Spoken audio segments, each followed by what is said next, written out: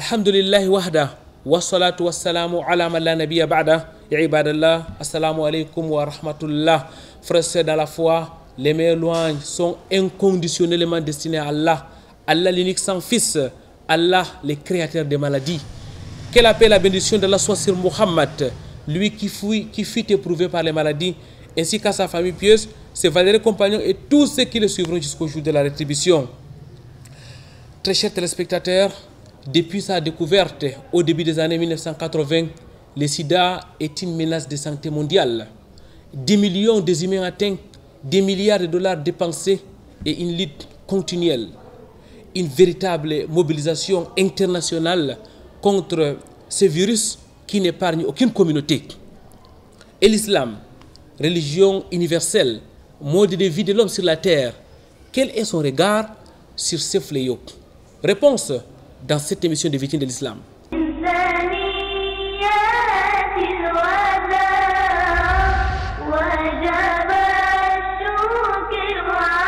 Mesdames, Mademoiselles, Messieurs, ahlan wa sahlan wa marhaban bikoum, bienvenue sur ce plateau de Vitrines de l'Islam où il sera question du sida.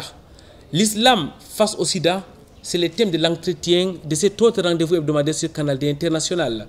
Rendez-vous à trois articulations. Au cœur de la société, l'entretien, mais aussi et surtout la cérémonie du Saint Al-Qur'an al-Karim. Écoutons et méditons la parole d'Allah pour commencer cette émission.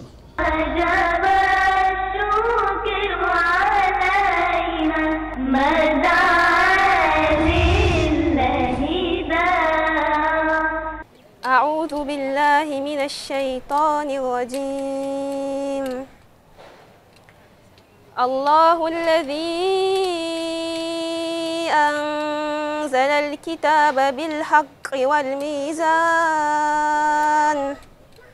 وما يدريك لعل الساعة قريب يستعجل بها الذين لا يؤمنون بها والذين آمنوا مشفقون منها ويعلمون أنها الحق ألا إن الذين يمارون في الساعة لفي ضلال بعيد الله لطيف بعباده يرزق من يشاء وهو القوي العزيز من كان يريد الحرث الآخرة نزد له في حرثه من كان يريد حرث الآخرة نزد له في حرثه ومن كان يريد حرث الدنيا نؤته منها وما له في الآخرة من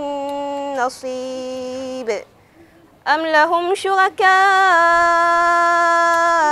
شرعوا لهم من الدين ما لم يأذن به الله ولولا كلمة الفصل لقضي بينهم وإن الظالمين لهم عذاب أليم.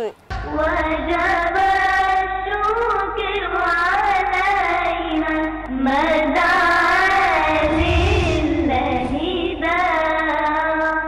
Rabbi اشرح لي صدري ويسر لي أمري واحلل عقدة من لساني يفقهوا قولي.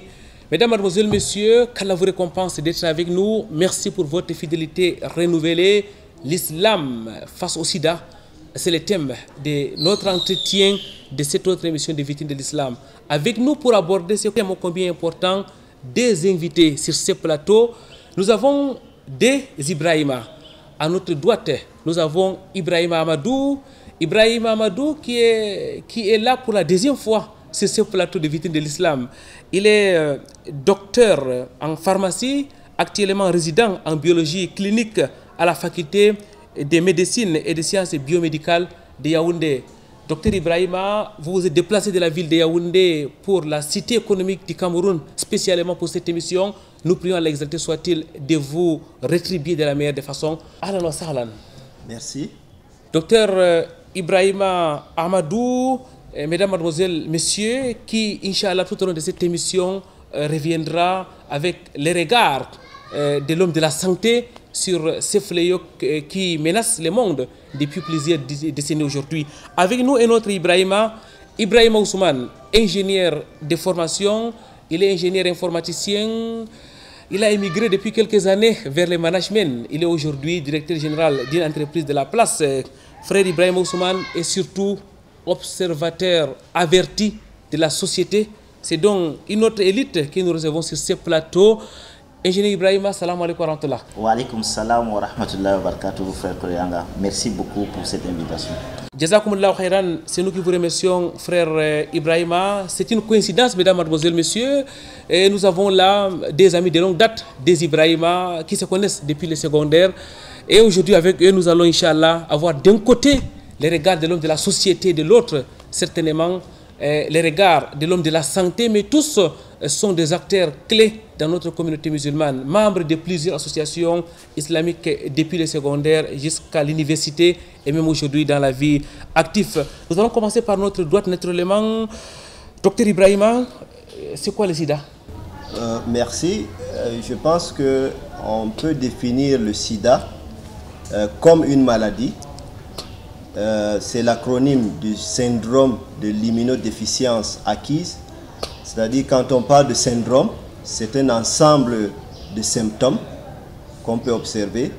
Quand on dit de l'immunodéficience, c'est-à-dire ce sont des symptômes, c'est une maladie qui attaque le système immunitaire. Donc l'organisme a de manière naturelle son système immunitaire qui lui permet de combattre les maladies. Et le syndrome de l'immunodéficience, maintenant lorsqu'on dit acquise, ça veut dire que une fois que la personne contracte le virus reste définitif dans l'organisme. Donc de manière générale, le sida c'est une maladie qui est souvent la conséquence d'une infection par un virus qu'on appelle le VIH.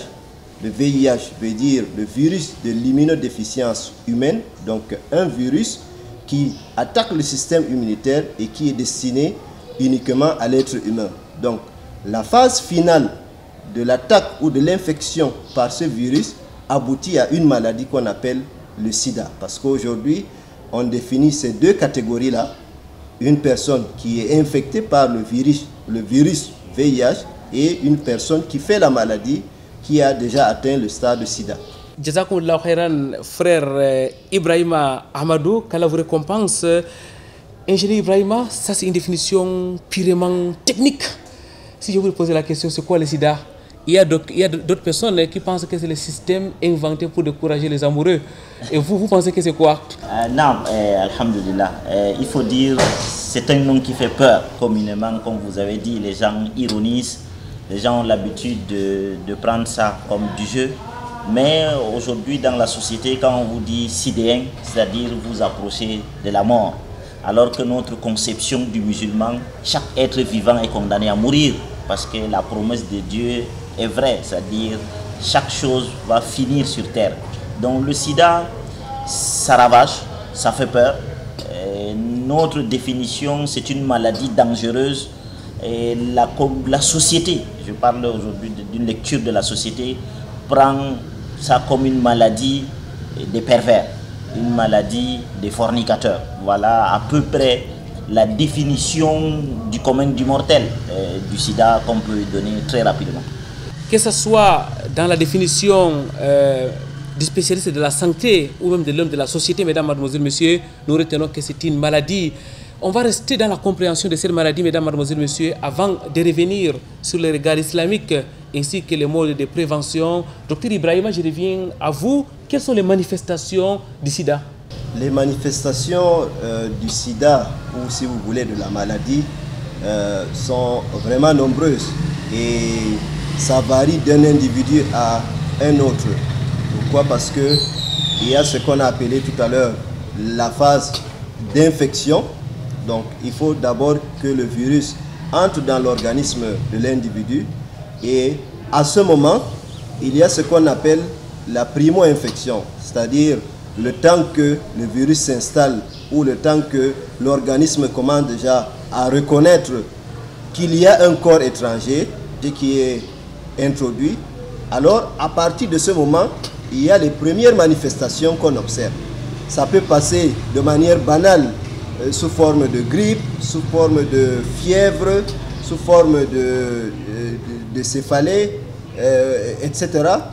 Donc ça ressemble à d'autres manifestations. Il n'y a pas une manifestation typique à partir de ce moment-là. Donc ça ressemble à ce qu'on observe d'habitude avec d'autres maladies. Donc le plus souvent c'est confondu, et le plus souvent c'est aussi confondu avec soit le paludisme, soit la grippe, etc. Donc, et c'est à ce moment, il y a un passage de quelques semaines à quelques mois. À partir de cet instant, le virus s'installe. Comme on l'a dit tout à l'heure dans les définitions, c'est une maladie acquise. Donc lorsque le virus est introduit, le virus reste là définitif. Le virus s'installe et l'organisme parvient dans un premier temps à maîtriser ce virus-là, et on va observer toute une période de latence. Donc toute une période où l'organisme ne manifeste aucun signe. Maintenant, lorsque le système immunitaire devient déficient, donc lorsque l'organisme n'arrive plus à se défendre, à ce moment, le système immunitaire est réduit et d'autres maladies viennent greffer, n'est-ce pas, à cette infection du VIH, et à partir de ce moment, on peut avoir d'autres manifestations ou d'autres maladies. C'est le cas par exemple de la tuberculose qui peut arriver, c'est le cas par exemple de l'infection du zona qui peut également arriver. Donc il y a d'autres maladies qu'on appelle les maladies opportunistes, donc les maladies qui profitent de cette baisse du système immunitaire pour s'installer. Donc ça c'est l'une également des manifestations qui peuvent survenir, parce que le sida, ou si vous voulez l'infection du VIH en lui-même ne tue pas, mais ça crée des conditions qui font en sorte que les autres maladies viennent profiter du fait que l'organisme est affaibli pour attaquer l'individu. Le sida est donc dangereux, Dr Ibrahima? Oui, le sida est dangereux, comme toutes les autres maladies d'ailleurs, comme beaucoup d'autres maladies, j'allais dire. Donc c'est une maladie qu'il faut prendre avec beaucoup de sérieux, puisque jusqu'à présent, il y a malheureusement certaines personnes qui pensent que c'est des fausses idées, ou tout simplement c'est de la sorcellerie. Donc c'est une maladie qui est vraiment dangereuse, qu'il faut vraiment prendre ça avec beaucoup de sérieux. Maladie dangereuse sur le plan médical, maladie dangereuse lorsqu'on observe la société. Et ingénieur Ibrahima, lorsqu'on voit les Sidéens, on les remarque très vite, c'est souvent des gens très maigres. Lorsqu'on voit des familles qui sont endeuillées, lorsqu'on voit toutes les communautés musulmanes ou non qui sont attaquées, on est en mesure de dire que le sida est vraiment dangereux. Oui, le sida il est très dangereux. Comme l'a dit le spécialiste en santé, ce n'est pas une maladie, c'est un ensemble c'est un syndrome, c'est un ensemble de symptômes qui attaquent le système immunitaire. Alors dès lors qu'il attaque, il emporte, il facilite donc les maladies opportunistes comme il les a appelées. C'est pour cela que le personnage devient chétif, très maigre. Comme vous avez dit, on insulte les personnes maigres, sidéennes. Mais les conséquences, c'est quoi? C'est des sociétés qui sont bouleversées. Vous savez bien que cette maladie évolue beaucoup dans des sociétés sous-scolarisées, pauvres. Et si nous restons dans le cadre de la communauté musulmane, vous vous rendez compte aujourd'hui la propagation de la pauvreté avec les guerres dans le Moyen-Orient facilite donc la promiscuité et puis le développement de ce genre de maladies. Quand nous prenons les zones les plus attaquées dans le Cameroun, le spécialiste va corriger avec les chiffres. La zone de l'Est, les zones du Nord, c'est les sociétés musulmanes pauvres et ça attaque donc ces sociétés et ça facilite la propagation de ces maladies. En conséquence, il y a des orphelins entre les mains. Les structures de santé ne sont pas capables, ou bien les structures socio-sanitaires ne sont pas capables de capter tous ces orphelins-là pour les aider.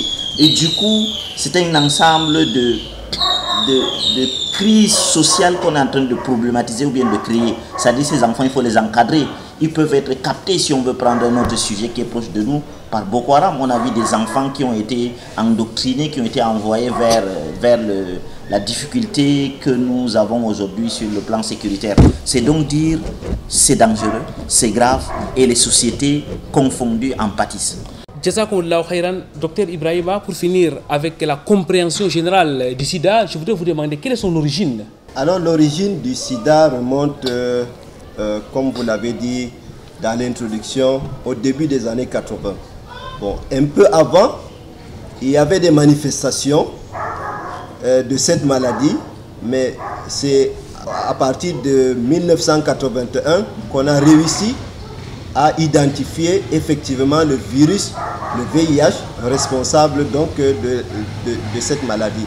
Donc au départ, les premières personnes qui étaient malades, c'était des personnes séropositives, et avec le temps, la maladie a évolué puisque ça se transmettait le plus souvent par la voie sexuelle. Donc la maladie a évolué, beaucoup plus retrouvée chez les prostituées, et avec le temps, ça s'est répandu, et il y a des femmes qui accouchent des enfants avec cette maladie. Donc en gros, voilà un peu l'origine de cette maladie-là. Donc le virus lui-même a été identifié au début des années 80, et vers les années 80, on a commencé à voir les premiers traitements concernant le VIH. Le sida a été observé au début des années 80 chez les prostituées, mais on dit aussi chez les homosexuels. Ingénieur Ibrahima, lorsqu'on s'arrête ici, on voit bien que c'est une conséquence du péché. C'est une conséquence de la débauche du péché, comme tu dis, de la distanciation que l'être humain a pris vis-à-vis de sa foi, vis-à-vis de l'engagement qu'on a pris selon notre foi. On a pris un engagement avec Allah Azza wa Jal, avec le Dieu créateur, de l'adorer lui seul. Et lui a fixé les règles du jeu. Lui a interdit un certain nombre d'attitudes. Vous avez dit tout à l'heure, l'islam c'est un mode de vue, c'est un code de valeurs, c'est un code de morale. Et dans la moralité, l'enseignement islamique, la sexualité est encadrée. Et donc, si on sort de ce cadre-là, on tombe dans la débauche, dans la fornication, la prostitution. Et ces éléments ont permis de faire proliférer. Donc, du coup, arithmétiquement, comme vous l'avez dit, le sida est une conséquence de non-respect du code d'éthique prévu par le créateur de l'être humain. Lui-même qui a dit l'être humain est digne dès lors qu'il respecte cette notice qu'on dit à chaque fois, qu'on rappelle le Saint-Coran ou bien les révélations divines. Si on les respecte, on va être protégé, aimé par Allah Azza wa Jal et conserver notre dignité. Alors, si ce n'est pas le cas, l'indignité arrive par la maladie. Tout à l'heure, vous avez parlé de preuves. Ça peut donc, comme c'est une preuve, ça attaque les personnes qui vont dans la débauche, mais les conséquences arrivent au-delà de ces périmètres-là. Je le dis pour dire, ce n'est pas une maladie qui est aujourd'hui restée au milieu de la débauche. D'autres familles prennent les conséquences, d'autres personnes, souvent même pieux, entre guillemets, parce que tout le monde tend vers la piété, et tout le monde tend vers la perfection, mais ça attaque des personnes dignes, qui se respectent, qui respectent la moralité musulmane, à la fin, qui finissent par tomber malades et disparaissent par les forces de cette maladie, qui est jusqu'à aujourd'hui incurable. Le sida est une maladie incurable, très dangereuse, mesdames, mademoiselles, messieurs, qui n'épargne personne aujourd'hui. C'est une maladie qui concerne tout le monde. Chacun doit se sentir interpellé lorsqu'on parle du sida. On va prendre une courte transition. Nous reviendrons pour continuer à aborder ce thème ô combien important.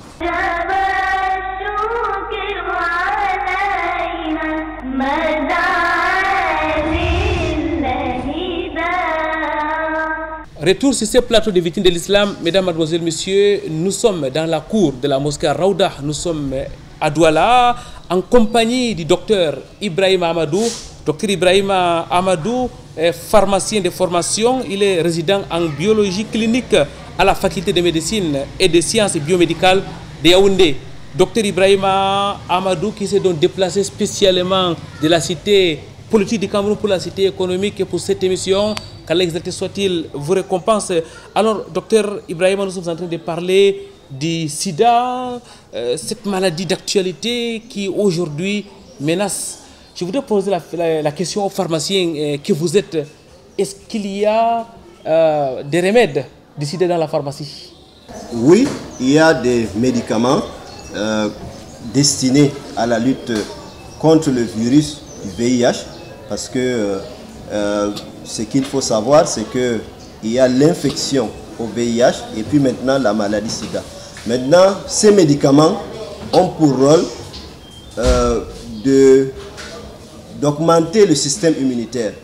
Donc pour l'instant, ce n'est pas un traitement définitif, c'est pas, si vous voulez, ce ne sont pas des médicaments qui vont enlever complètement le virus. Donc ce sont des médicaments qui permettent à l'organisme de retrouver son système immunitaire, ou si vous voulez, ses armes pour lutter constamment contre le virus. Donc ça fait en sorte que dans l'organisme, le virus ne puisse pas se développer normalement. Et du coup, ça permet à cette personne-là infectée de vivre mieux, puisque de toutes les façons, ce qui est important, c'est que la personne se sente à l'aise et que la personne puisse continuer ce qu'elle a à faire normalement. Donc, il y a des médicaments, certes, mais ce ne sont pas des médicaments qui vont détruire complètement le virus. Ce sont des médicaments qui vont renforcer plutôt le système immunitaire de l'organisme afin de lui permettre de lutter efficacement contre le virus qui est déjà acquis.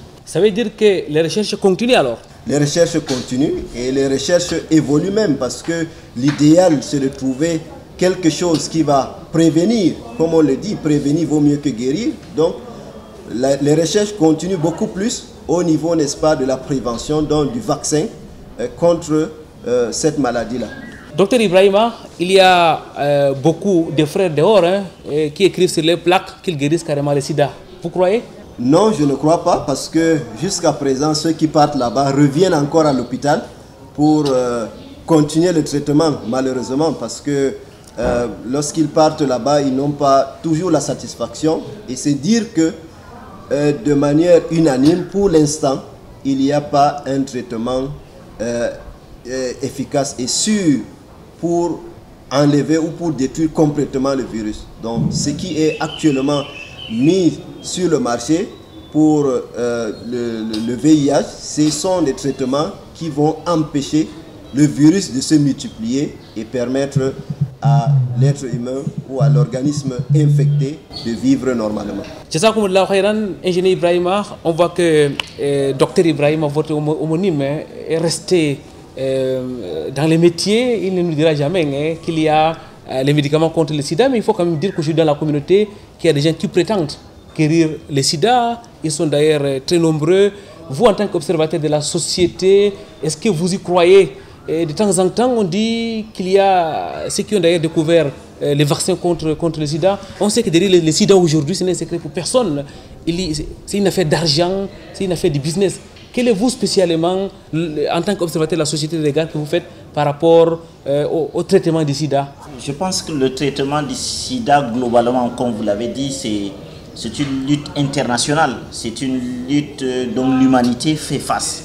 Alors derrière, ce n'est que normal. On vit dans un monde où la vision du monde derrière est une vision plus ou moins capitalistique, c'est-à-dire la manière de faire avancer des sujets passe par des problématiques d'investissement, passe par des problématiques de recherche de profit, passe par des problématiques de grands groupes qui prennent le risque et qui investissent pour la recherche.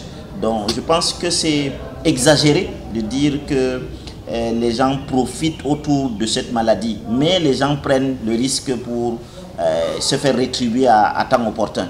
Ça, je dis juste par rapport à l'aspect matériel derrière cette lutte-là. Mais ce n'est pas la plus grande lutte. Il faut dire d'autres maladies ravagent plus que le sida. Le diabète en fait plus. Et d'autres maladies encore. Le cancer fait suffisamment. Donc c'est pour dire que ceux qui prétendent alors dans la communauté guérir, heureusement, de par ma petite expérience, je n'ai pas entendu ceux qui guérissent par la ruqya sunnite, vraiment dans la vraie ruqya enseignée par le professeur Sallam, dire qu'ils guérissent le sida officiellement. Maintenant, les tradis praticiens ou les apprentis sorciers le font. Et de par mon expérience étant proche de certains malades de sida, ils se sont toujours plantés. Ils ont regretté cette action-là. Il faut dire que c'est un virus très dangereux. Et à chaque fois qu'on cherche à la recherche de solutions de tradis praticiens, on finit par laisser le malade à un stade difficile, difficilement récupérable par la médecine scientifique traditionnelle. Mais après, Allah est au-dessus de toutes les lois humaines. Là, il faut quand même le dire. Il peut y avoir des miracles. Semble-t-il, dans d'autres pays, des gens se sont fait dépister positifs après des séances d'incantation et de tradis praticiens. L'examen encore de l'être humain a donné qui sont négatifs. Ça peut être des défaillances des machines, ça peut être des défaillances des additifs dans les laboratoires, ça peut être aussi vrai. Donc, Allah est au-dessus de toutes les lois humaines et il peut, par sa décision, par son libre arbitre, décider de guérir cette personne. Mais d'une manière rationnelle, il n'y a pas de guérison. Et c'est dangereux de s'amuser à dire qu'on guérit le sida. Il faut que ça soit clair pour tout le monde, mesdames, mademoiselles, messieurs. Pour l'instant, le sida ne se guérit pas. On va maintenant peut-être parler de la prévention au moins de cette maladie. Mais avant, il est important qu'on s'arrête sur le mode de transmission. Comment est-ce que le sida se transmet d'une personne à une autre? Ça a d'abord commencé par un groupuscule. Aujourd'hui, c'est tout le monde entier qui est menacé par cette maladie, Dr Ibrahima. Oui, concernant la transmission, il y a trois voies de transmission, trois voies principales de transmission. D'abord, la voie sexuelle. Ça, c'est la première cause, ou si vous voulez, la première voie de transmission. Donc, lorsque le rapport sexuel est fait et non protégé par une personne qui est déjà infectée, donc il peut avoir une transmission du virus d'une personne infectée à une personne qui n'est pas infectée. Donc, la deuxième voie maintenant, c'est la voie de la contamination par le sang. Donc, longtemps, au début, lorsqu'on effectuait les transfusions sanguines, on ne tenait pas compte de l'infection au VIH. Mais depuis quelques années, on tient compte de la transmission du VIH et tous les sangs qui sont transfusés sont testés. Donc, il faut également faire attention, non seulement au niveau de la transfusion, il y a également certaines pratiques professionnelles qui font en sorte que le sang se transmet d'un individu à un autre. Je prends l'exemple des coiffeurs, que ce soit les coiffeurs au quartier ou les coiffeurs professionnels qui doivent faire très attention. Je prends également l'exemple du personnel de santé qui est en contact permanent avec ces malades-là. Donc, il doit faire très attention pour ne pas prendre la maladie. L'autre voie de transmission, c'est la voie maternelle, donc de la mère à l'enfant. Lorsqu'une femme est enceinte et si elle est séropositive, c'est-à-dire si elle a le virus du VIH, elle peut facilement transmettre son virus à son enfant qu'elle porte dans le ventre. Ça peut être pendant la grossesse ou ça peut être pendant l'accouchement ou même après l'accouchement, puisque après l'accouchement, l'enfant également doit allaiter. Donc, ça peut arriver à partir de ces trois voies-là. Donc, voilà ce qu'on peut dire par rapport au mode de transmission. Le mode de transmission est donc désormais bien connu. Quelle est donc la prévention pour pouvoir donc arrêter l'évolution du virus ou la transmission du virus au vu des méthodes que vous avez évoquées, Dr Ibrahima? Au vu de ces méthodes-là, la première prévention, on le chante souvent, mais malheureusement, on oublie souvent lorsqu'on est face à certaines situations, c'est d'abord l'abstinence. Parce que si vous n'allez pas vers, alors ce qui est sûr, vous n'allez pas croiser le virus. Donc, première des choses qu'on conseille, c'est l'abstinence. L'abstinence, que vous soyez seul ou que vous soyez en couple, vous devez être abstinent. Et lorsque vous êtes en couple, vous devez avoir un seul partenaire. Donc, vous devez rester uniquement avec votre partenaire. Donc, ça, c'est la principale voie.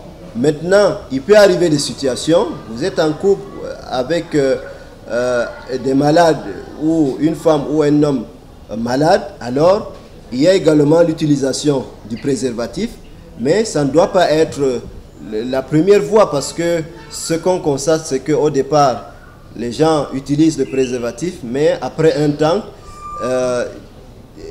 ils oublient cette pratique-là. Donc, à côté de cela, il y a également, comme moyen de prévention, c'est d'éviter le contact avec le sang contaminé, qui peut facilement transmettre la maladie, d'éviter également les objets tranchants, parce que les objets tranchants peuvent trancher, disons-le ainsi, et laisser le sang qui peut être contaminé et qui peut contaminer une autre personne. Et le dernier axe maintenant, c'est de faire attention avec les femmes enceintes. Lorsque elles tombent enceintes, lors des premières consultations prénatales, il faudrait faire le test du VIH et à partir de ce moment, il faut suivre ces femmes de près pour éviter, si elles sont séropositives, de transmettre la maladie à leur enfant. Jazakumullahu khairan, docteur Ibrahim Amadou, ingénieur Ibrahim Ousmane. On va essayer d'analyser méthode après méthode avec le Coran al-Karim et la sunna du prophète Muhammad sallallahu alayhi wa sallam. C'est d'ailleurs connu de tout le monde puisqu'on y chante tous les jours, que ce soit dans les salles de classe, que ce soit à la télévision. C'est l'abstinence, c'est la fidélité, c'est le préservatif. Voilà les méthodes clés pour se protéger contre le sida. Ingénieur Ibrahima, lorsqu'on suit ces méthodes-là de près, on a l'impression que les scientifiques sont allés puiser dans la religion pour dire aux uns et aux autres que pratiquer l'islam et puis vous n'aurez pas le sida. Commençons d'abord par l'abstinence. Bien sûr, quelqu'un disait que tout législateur finit par puiser chez le plus grand législateur. C'est-à-dire, nous tous scientifiques qu'on est, on est inspirés quelque part par notre foi et par la source divine. Parce qu'on dit l'être humain, le réceptacle du souffle divin sur terre. Alors, comme vous l'avez dit, l'abstinence, il faut le dire, vous l'avez insisté, vous l'avez rappelé, c'est une maladie qui a vu jour au sein d'un cercle de débauche de la fornication et des drogués aussi, qui est deux choses interdites formellement en islam. Alors, l'islam encadre, a vu, avant même les années 70, l'arrivée du sida, cette solution de l'abstinence. C'est-à-dire, l'islam encadre la vie sexuelle de l'être humain. On se souvient de ces versets-là, takrabuzina, ne vous approchez pas de la fornication, surtout pour ceux qui ne sont pas mariés. Voilà, bien sûr, vous le savez très bien, la charia autour de la fornication ou de l'adultère est une charia qui fait couler beaucoup d'encre et de salive, mais il va de sentences jusqu'à tuer la personne adultère, c'est-à-dire personne mariée, charia acceptée ou pas. Il y a les fouets pour le fornicateur, il y a le fait que le prophète sallam dit la personne qui est en train de forniquer, on l'enlève l'habit de la foi, c'est-à-dire à cet instant elle ne porte pas de foi, malgré des gens ont fait des théâtres pour dire que notre prophète fait dans la débauche pour insulter le prophète, mais pour dire que le prophète a toujours une vie sexuelle organisée, ses mariages sont connus, les compagnons ont hérité de cela et il a enseigné aux jeunes à côté de lui l'abstinence et le jeûne. C'est-à-dire, c'est vrai que ceux qui proposent cette solution contre le sida n'ont pas eu le courage de mettre le jeûne, mais nous ajoutons, c'est-à-dire, à côté de l'abstinence, le prophète sallam a conseillé aux jeunes non mariés de jeûner. Et s'ils ont les moyens, c'est de rapidement se marier. Donc la solution, c'est l'abstinence sur la route du mariage. Il faut l'ajouter aussi comme ça, cohérent. Il ne faut pas rester abstinence toute la vie parce que le prophète s'est marié. Et tous les prophètes se sont mariés, bien sûr. Ibrahim Ousmane, après c'est la fidélité. Donc quand on est marié, on reste fidèle à sa femme ou ses femmes. L'islam autorise quand même de prendre jusqu'à 4. Voilà, l'islam autorise jusqu'à 4 femmes comme personnes avec qui on partage notre vie de couple, quelqu'un avec qui on partage donc le circuit de transmission, comme il l'a soulevé, la transmission par les rapports sexuels. L'islam interdit formellement toute relation hors mariage. C'est donc dire, cette personne qui a jusqu'à 4 ne trouve plus de pistes pour aller faire de la débauche. Et l'islam réprimande parce que l'islam met encore des garde-fous. Vous savez bien, les questions de la mixité en islam sont des questions assez bien encadrées. C'est vrai qu'il y a peut-être quelques exagérations. Les questions de rester avec une femme dans un coin, le prophète l'a interdit via un hadith, disant que le troisième c'est shaitan parce qu'il y aura de la tentation. On enseigne le musulman, la jeune fille, la pudeur, le garçon aussi avec le fait de baisser le regard. On a même d'abord enseigné l'homme, le verset du baisser des regards est venu avant pour les hommes et après pour les femmes. C'est pour dire tout ça là, pour assurer la fidélité à cet homme. Et il y a des récompenses si on est dans la spiritualité, il faut le dire. Quand on fait des rapports sexuels avec sa femme, malgré, en plus du plaisir humain, il y a des récompenses. Les compagnons se sont étonnés pour dire au prophète, mais on a soulevé nos désirs. Allah nous récompense, dit certes, parce que si vous le faites avec une personne hors mariage, vous avez des péchés. C'est donc dire pour quelqu'un qui a la ferme conviction de rencontrer son Créateur et d'être rétribué, fera l'effort de rester fidèle à ses femmes. Ingénieur Ibrahima, j'ai fini par les préservatifs. C'était un sujet tabou pour certaines, mais en islam, il n'y a pas de sujet tabou. D'autres religions interdisent carrément l'utilisation des préservatifs. en islam, c'est permis ou c'est interdit ou c'est conditionné? Je veux qu'on fasse très attention pour ne pas faire l'amalgame sur le sujet du préservatif. Oui, le préservatif est permis dès lors qu'on est dans un couple où un partenaire est infecté, comme le médecin l'a dit. Mais faisons attention, le préservatif que proposent les autres, c'est pour ceux qui ne peuvent pas s'abstenir. Ils peuvent donc utiliser le préservatif pour aller partout, pour piocher partout, comme on le dit au quartier, pour faire des relations avec des personnes inconnues dont on ne maîtrise pas le statut séropositif. Donc, le préservatif dans un couple où il y a une personne infectée, un couple légalement marié, oui, l'islam n'est pas à l'interdit, mais le préservatif, quand c'est hors mariage, il reste interdit. C'est un outil de protection, mais de protection quand on est dans la légalité. Shukran lak, barakallahu fik, docteur Ibrahim Amadou, avant d'être pharmacien, avant d'être dans la santé, vous êtes musulman et vous êtes d'ailleurs un jeune prédicateur, permettez-moi de le dire ainsi, vous connaissez très bien.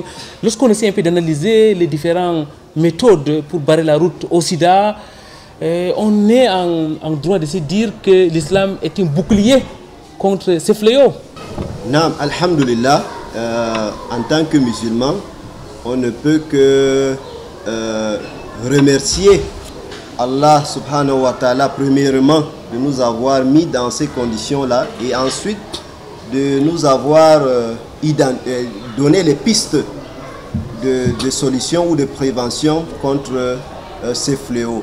Donc lorsqu'on voit de plus près, on voit premièrement l'abstinence. Quand Allah subhanahu wa ta'ala dit ne vous approchez pas de la fornication. Et on va se rendre compte que d'autres péchés, Allah subhanahu wa ta'ala dit ne faites pas. Mais concernant la fornication, ça a été clair, ne vous approchez même pas. Donc à partir de là, ça implique qu'il ne faudrait même pas aller vers. Parce que si on va vers, il y a un danger de tomber. Donc le risque de tomber dans ce péché-là est très élevé. Donc l'autre aspect également, il y a la propreté concernant les infections ou si vous voulez la transmission avec le sang souillé. Donc ça nous interpelle. On doit être propre à tout moment.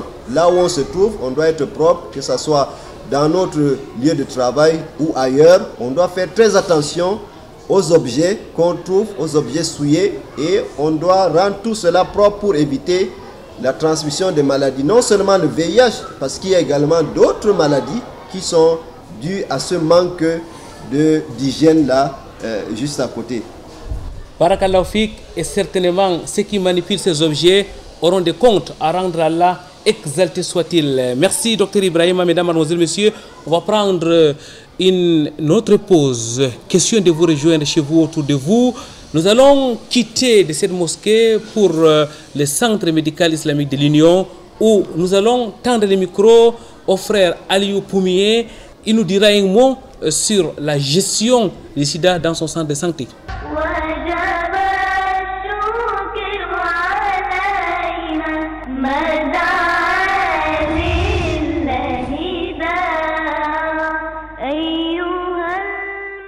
Alhamdulillah, wa salatu wa salamu ala rasulillah wa abad, wa salamu alaikum wa rahmatullahi wa barakatuh. Il est important que chaque musulman, que chaque Camerounais, que chaque être individu connaisse son statut sérologique.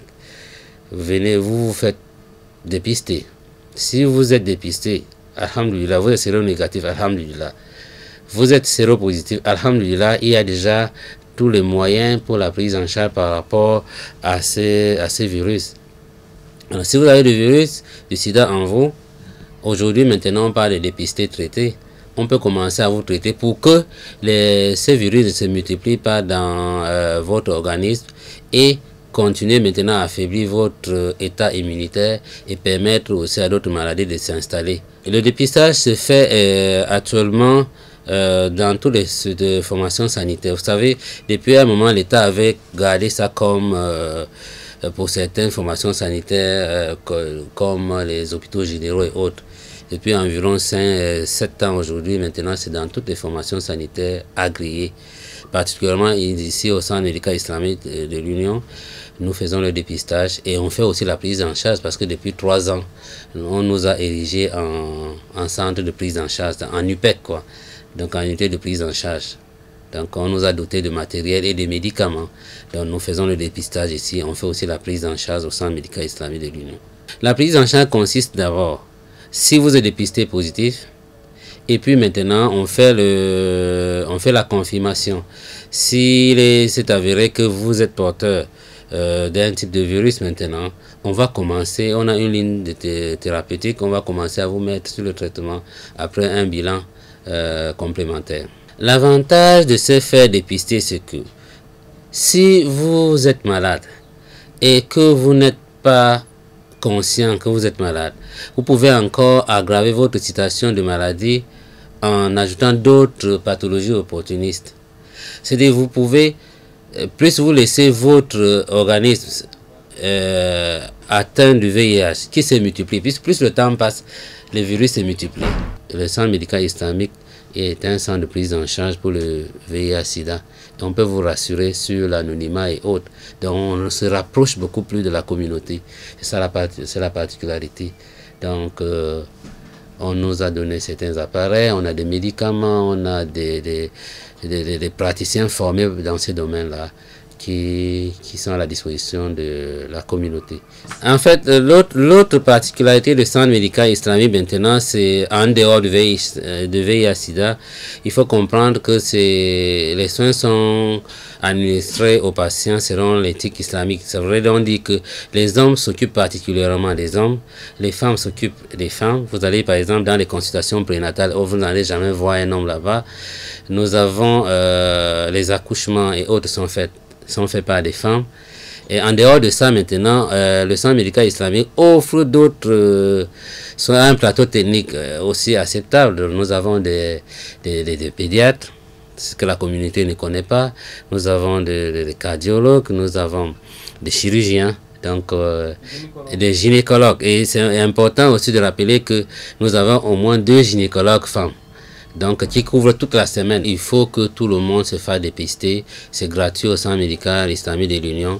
Les tests sont à notre disposition par les pouvoirs publics. Donc, c'est gratuit, surtout en cette période de la journée mondiale du VIH.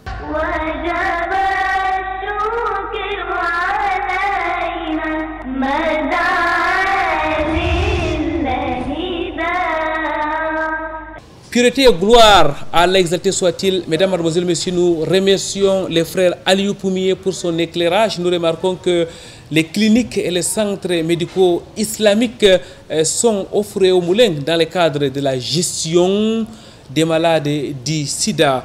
Jazakumullahu khairan, barakallahu fikum les deux Ibrahima, docteur Ibrahima Amadou et docteur ou ingénieur Ibrahima Ousmane, qu'Allah vous récompense d'avoir accepté notre invitation. Merci pour vos éclairages sur cette maladie qui constitue aujourd'hui une menace mondiale pour tout le monde, qu'on soit musulman ou non aujourd'hui, qu'on soit croyant ou non, mesdames, mademoiselles, messieurs, le sida est devant nos portes, d'où la nécessité de la prise de conscience, mais aussi d'application des méthodes indiquées pour se protéger contre cette maladie qui reste et demeure quand même une maladie. On va donc prendre les mots de fin de nos deux invités avant de mettre un point final à cette émission. Docteur Ibrahima Amadou, pharmacien de formation, vous êtes allé sur le terrain pendant plusieurs années. Ensuite, vous avez donc retourné à l'école. C'est pour ça que vous êtes résident en biologie clinique à la faculté de médecine et des sciences médicales de Yaoundé. Docteur Ibrahima Amadou, qu'Allah vous récompense donc pour votre déplacement. Quel est le dernier mot, le dernier message que vous voulez adresser à l'endroit de nos téléspectateurs? Alors, au Cameroun, la prévalence du VIH-Sida est de 3,4% en 2017, ce qui est en nette régression par rapport aux années précédentes, où on a observé une prévalence de 3,9%. La transmission de la mère à l'enfant a également baissé. On est quitté de 7,8% en 2012 à 0,1% en 2017. On compte également près de 250 000 personnes qui sont actuellement sous traitement, et avec 8 500 enfants de moins de 15 ans. Ça, c'est les derniers chiffres donnés par le Comité national de lutte contre le sida. Et 3 cas de personnes infectées aujourd'hui connaissent leur statut sérologique. Donc on a encore un quart de personnes qui doivent se dépister. À l'endroit donc des téléspectateurs, je voulais dire concernant cette maladie, il faudrait qu'on accompagne les malades. Parce qu'on a ce problème dans notre communauté musulmane. Ces malades sont stigmatisés, ces malades sont rejetés. Et vous allez vous rendre compte, pour la plupart, ce sont des innocents. Une femme qui prend la maladie chez son mari qui vivait ailleurs, ou bien les enfants qui naissent avec cette maladie. Et de l'autre côté, Allah subhanahu wa ta'ala dit, il va nous éprouver avec les maladies. Donc, on peut prendre ça comme une épreuve, comme toutes les épreuves. Donc, on n'a pas à stigmatiser une personne parce qu'elle est malade. De la même façon, on n'a pas à stigmatiser une personne qui a le palu. On n'a pas également, l'islam ne nous permet pas de rejeter cette personne-là qui a le virus. Au contraire, on doit les accompagner parce qu'ils éprouvent beaucoup de problèmes psychologiques avec cette maladie-là. On doit les accompagner pour que ces personnes vivent normalement. Donc ça, c'est mon dernier mot et j'appelle aussi toute la communauté musulmane à se faire dépister pour qu'ensemble on évalue premièrement la prévalence et ensuite qu'on puisse prendre en charge ceux qui sont malades et qu'on puisse prévenir également la maladie pour ceux qui sont en bonne santé.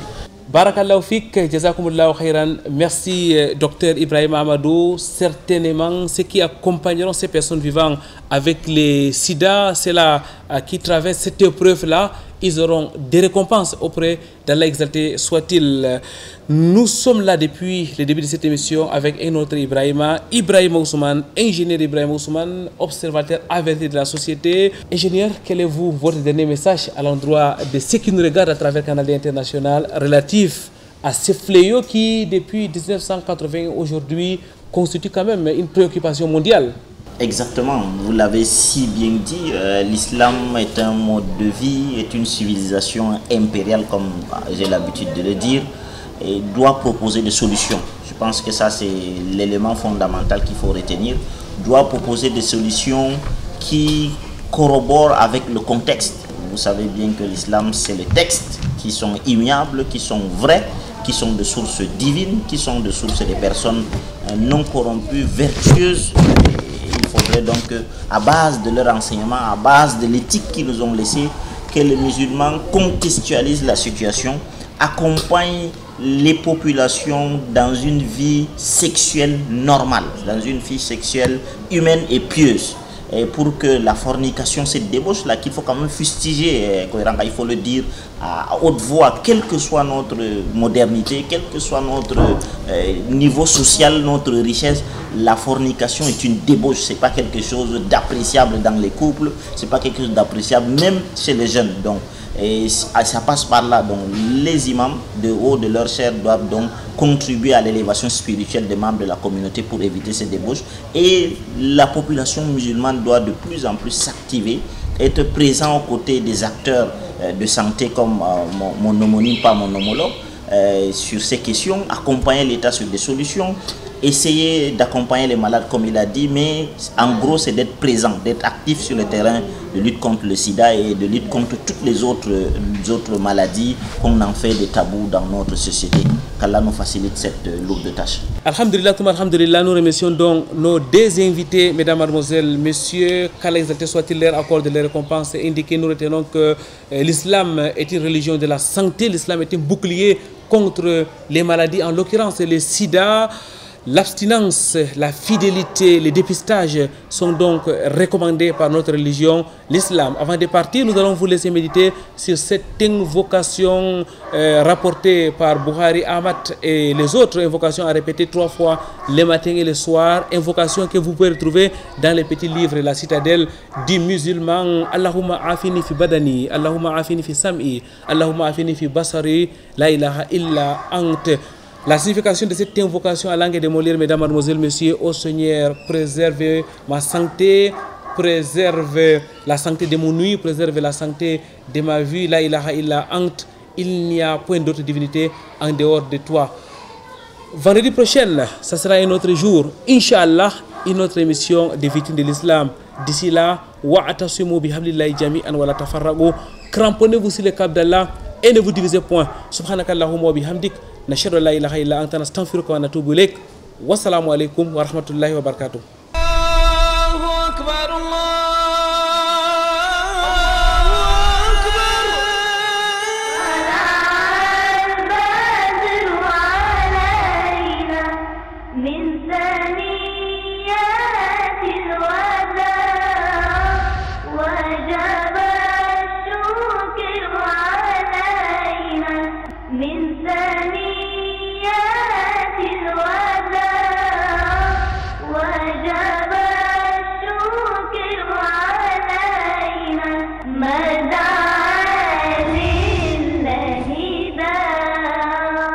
من ثاني